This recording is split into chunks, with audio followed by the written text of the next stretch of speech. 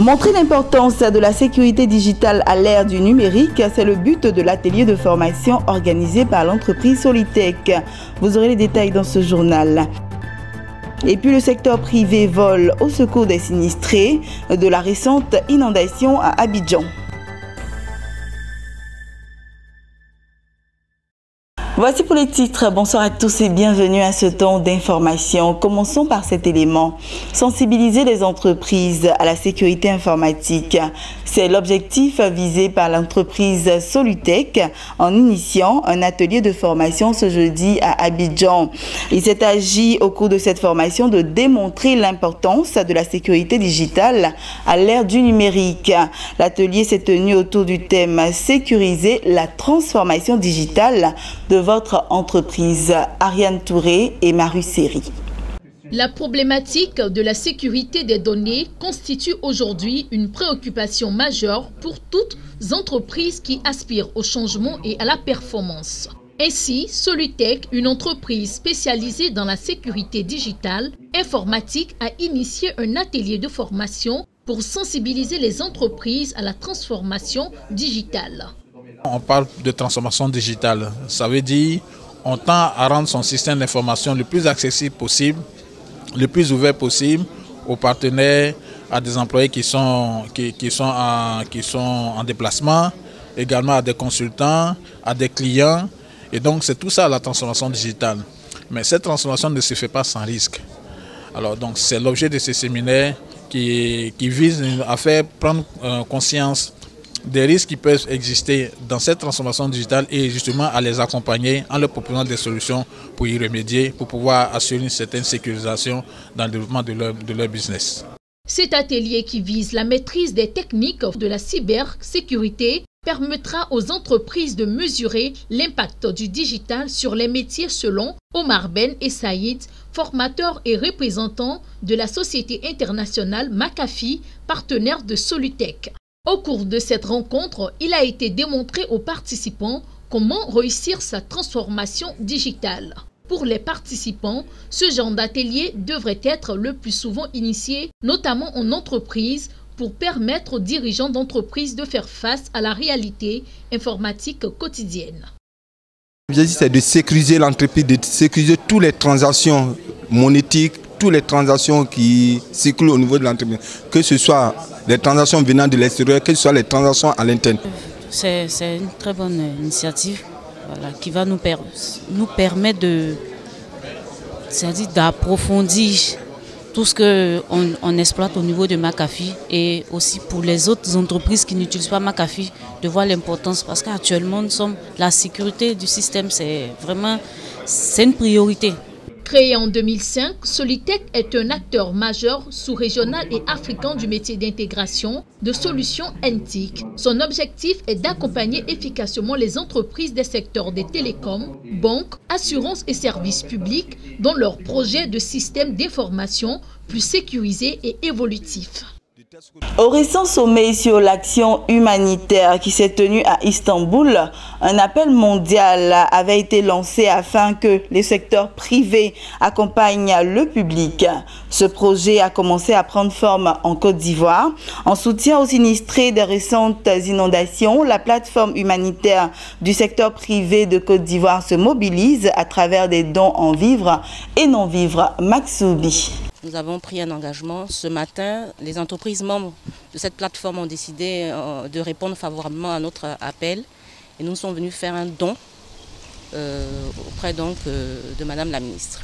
En Côte d'Ivoire, la solidarité a un visage. Le secteur privé, à travers sa plateforme humanitaire, a voulu s'identifier à ce visage à travers ses dons en vivres et non-vivres.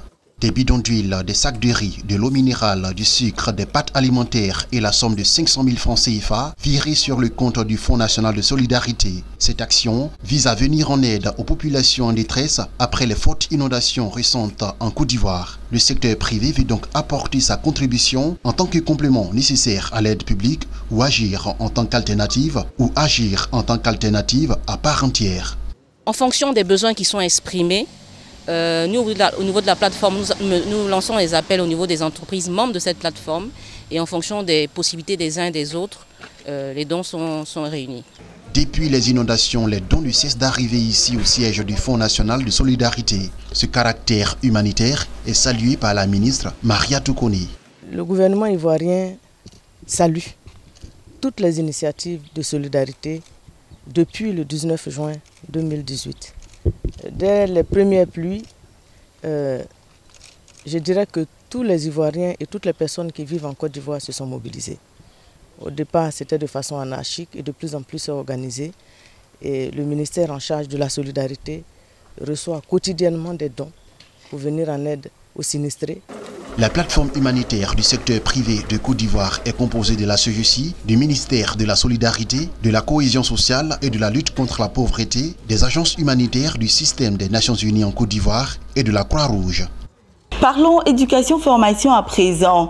En vue de l'implémentation prochaine d'un master en environnement au groupe école 2IFE 2IAE, en partenariat avec l'Université de Sherbrooke au Canada, une délégation du groupe 2IFE 2IAE s'est rendue au Canada. Sur place, la délégation a participé à une série d'activités sur l'environnement et le développement durable. De retour à Abidjan, une conférence de presse a été animée pour définir les enjeux de ce master en environnement en Côte d'Ivoire. Restons avec Max Soubi. Le groupe École 2IFE et 2IAE veut se positionner comme une école éco-citoyenne, une école qui défend l'environnement. Dans quelques mois, l'école va officiellement intégrer en partenariat avec l'Université de Sherbrooke au Canada le master en environnement dans ses programmes de formation. Du 12 au 23 mars, une délégation de l'école s'est envolée pour le Canada. Leur but, aller à la découverte de nouvelles technologies de gestion des matières résiduelles et aussi comprendre la politique québécoise en matière de gestion des matières résiduelles. Des notions qui serviront certainement aux prochains étudiants de master en environnement. Ce que nous sommes en train de faire est comme un support pédagogique pour nos futurs étudiants. Parce que, quelle est votre expérience en matière d'environnement?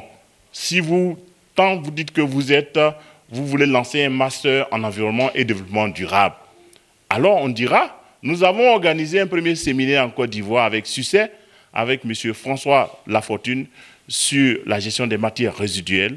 Et nous avons organisé un deuxième séminaire en mars 2018 au Canada, suivi aussi des visites d'entreprise pour voir comment la matière résiduelle est traitée au Canada. Nos étudiants aussi vont s'inspirer, vont s'appuyer sur ce que nous avons fait déjà pour faire leurs recherches. Le master en environnement débute à la prochaine rentrée académique en octobre prochain au groupe école 2IFE et 2IAE. Les programmes sont déjà conçus par le partenaire canadien, l'Université de Sherbrooke. La formation débute à partir de octobre 2018, donc le lancement très bientôt. Et il faut avoir une licence en environnement et un entretien. Et l'entretien est fait depuis le Canada. Les professeurs, 70% sont des Canadiens et 30% ivoiriens. Donc quand l'apprenant qui arrive, qui a une licence dans n'importe quel domaine, il vient faire l'entretien dans notre salle de visioconférence. Depuis le Canada, on fait l'entretien et s'il répond aux critères de l'université, de notre centre, alors il va intégrer. Donc il peut faire un Master 1 ici et il peut continuer l'année qui suit, faire le Master 2 au Canada. Dans le mois de septembre, une autre délégation du groupe école 2IFE et 2IAE se rendra au Canada juste avant la rentrée académique, avec une seule mission, positionner le groupe école 2IFE et 2IAE dans la redynamisation du secteur de l'environnement en Côte d'Ivoire. Parlons de bonne gouvernance à présent. Les experts du mécanisme africain d'évaluation par les pairs, MAEP, en abrégé, ont sillonné la Côte d'Ivoire pour mesurer l'état de la gouvernance du pays. Après la restitution des résultats de cette enquête mardi dernier en présence du vice-président ivoirien Daniel Kablan-Duncan, retour sur l'étape de Mans avec notre correspondant Théodore Kanga dans le commentaire de Hervé Blayon. Dans le cadre de l'évaluation par ses pairs, une délégation d'experts africains a séjourné du 18 au 19 juillet à Mans, capitale de la région du Tongui. C'est la salle de réunion de la préfecture de Mans qui a servi de cadre à cette rencontre avec les populations de cette région et avec les délégations du Haut-Sassandra, du Guémon ainsi que du Bafing. Selon le professeur Mahamoud Youssouf Khayal, chef de la délégation, cette mission a pour but de mener des consultations avec les populations de ces régions en vue d'améliorer la bonne gouvernance en Côte d'Ivoire. En effet, la Côte d'Ivoire a adhéré au mécanisme africain d'évaluation par les pairs MAEP le 29 juin 2015. Et qu'est-ce que nous faisons? Nous n'inventons rien. Nous prenons seulement les documents et on les donne aux experts qui essayent en peu de temps, ils les décortiquent. Ils nous font ressortir toutes les questions transversales, les bonnes pratiques, les défis. Tout ça là, on les enlève. Et ensemble, maintenant, comme on est venu, on a fait deux équipes. Une équipe est partie vers le sud, une autre vers le nord.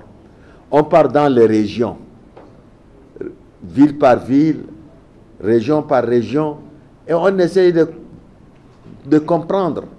Est-ce que ce qui a été écrit là, c'est ça la vérité ou c'est pas la vérité? Ça a été inventé ou c'est ce que la population a dit? Cette réunion de concertation a permis à toutes les parties prenantes, à savoir les jeunes, les femmes, les ONG, les religieux et autres organisations de la société civile, d'exposer leurs préoccupations aux experts africains d'évaluation et faire des propositions pour la bonne gouvernance en Côte d'Ivoire.